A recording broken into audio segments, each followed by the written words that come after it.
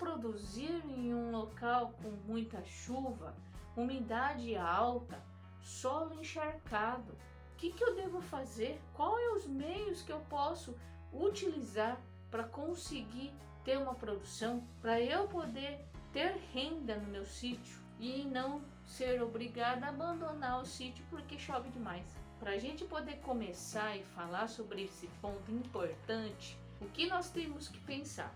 Por exemplo, se na sua área chove demais, a sua região tem esse excesso, a umidade do ar fica muito alta e o solo não consegue drenar, dar vazão para esse mundaréu de água, nós temos que pensar em um fator muito importante. Para aqueles que trabalham com frutas, vocês têm que ver que a maior parte das frutas tropicais, a maior parte delas não toleram, ou seja, não gosta de forma nenhuma de muita água na raiz e faz com que ela tenha uma produção lá para baixo. Muitas vezes esse excesso de água na raiz em frutas pode levar a planta à morte, ou senão ela paralisa e não consegue se desenvolver.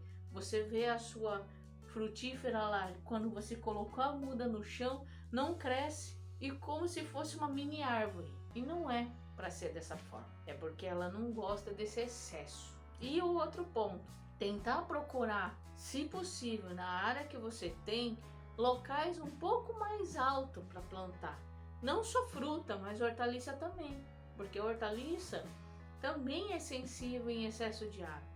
Então, frutas e hortaliças eu tenho que procurar um local do sítio na qual eu tenha uma elevação, ou seja, seja um pouco alto, para que aquela água que chove constantemente consiga escorrer, não ficar parado. A minha terra é plana, o que eu faço?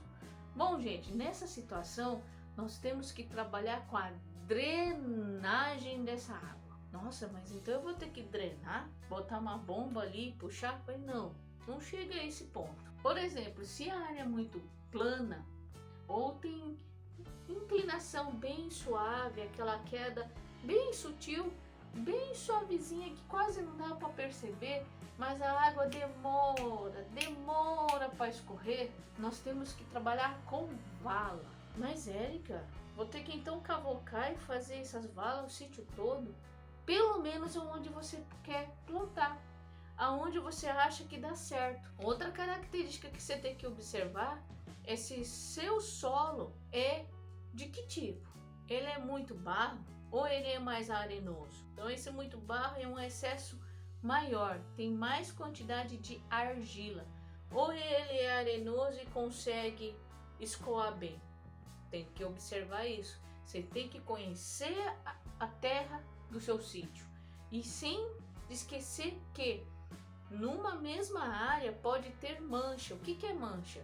Um canto do sítio é de um jeito, o outro canto é de outro.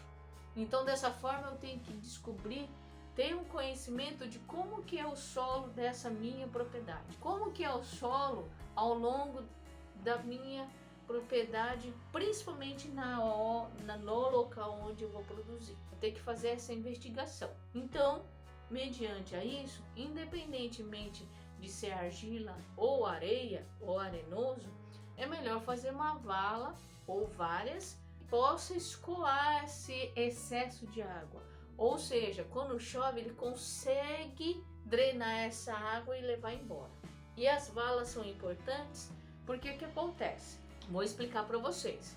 Se eu tenho um solo, vamos supor que essa aqui é a superfície do meu solo. Essa superfície ela é praticamente reta, então tudo que chove não tem para onde escorrer. Se eu não tenho para onde escorrer, ela vai infiltrar no solo, sim, só que ela vai demorar mais tempo, principalmente se for argiloso. Se for uma terra arenosa, ele consegue escorrer mais rápido, tá, gente?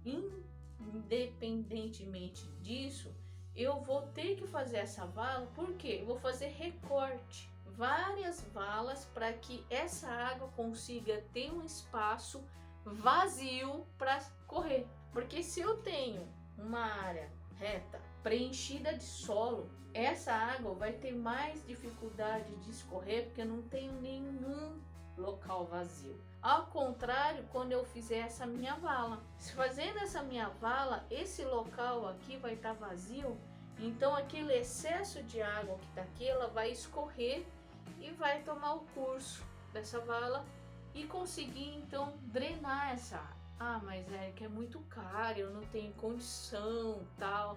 Realmente, hoje em dia as coisas não estão fáceis. Por isso que eu sempre falo, se vocês tiverem e saberem aonde realmente vai plantar, só faça vala exatamente nesse local. Não saia fazendo vala em tudo quanto é canto do sítio, só onde vocês vão cultivar, porque daí dessa forma você vai direcionar, você vai pontuar exatamente aonde vai investir em vala. Faça multirão, tá bom?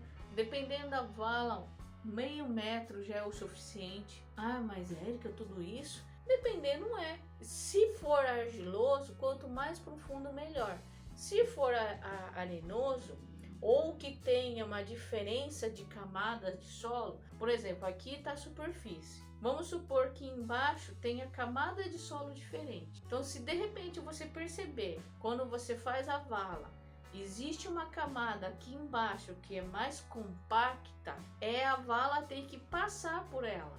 Ou seja, ela tem que ser mais baixa, né? Tem que ser mais profunda que essa parte mais compactada.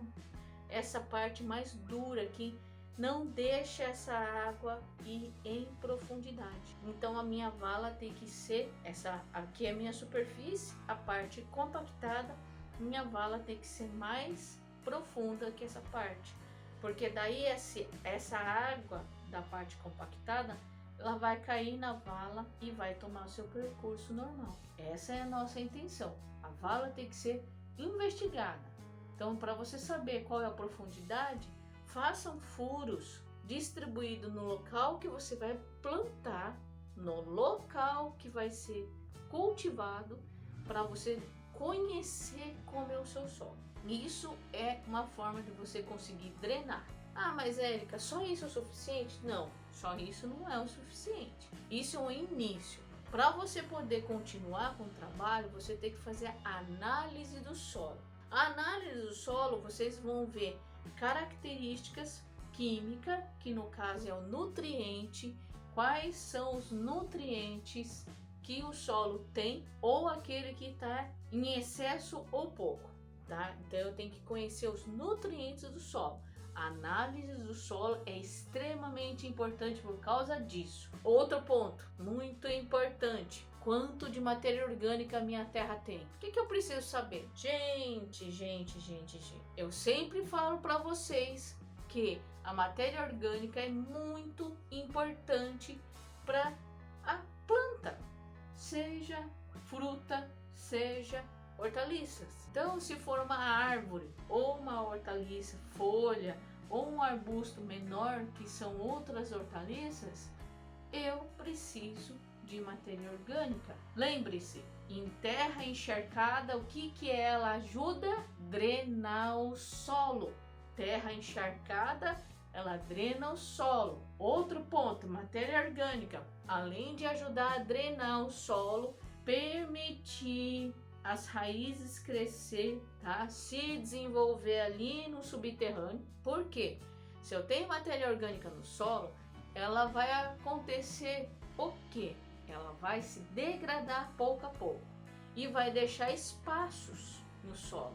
Esses espaços ajudam a raiz crescer, porque numa terra encharcada, quando seca, vira tijolo. Tijolo? Fica dura pra dedéu. Nem picareta entra. E como que você vai pensar no quê? E como que a minha raiz vai crescer? Como que ela vai se desenvolver numa terra que parece um tijolo? Por isso que eu tenho que ter matéria orgânica. Se ela degradou, para onde ela foi parar? A planta vai utilizar a matéria orgânica como um adubo de ótima qualidade. Então ela vai drenar, vai ajudar a raiz crescer quando não tiver com esse solo encharcado, porque uma hora vai parar de chover tanto. Não é 365 dias do ano que chove. Ah, esses locais chove bastante, tudo bem, mas não é o mês inteiro.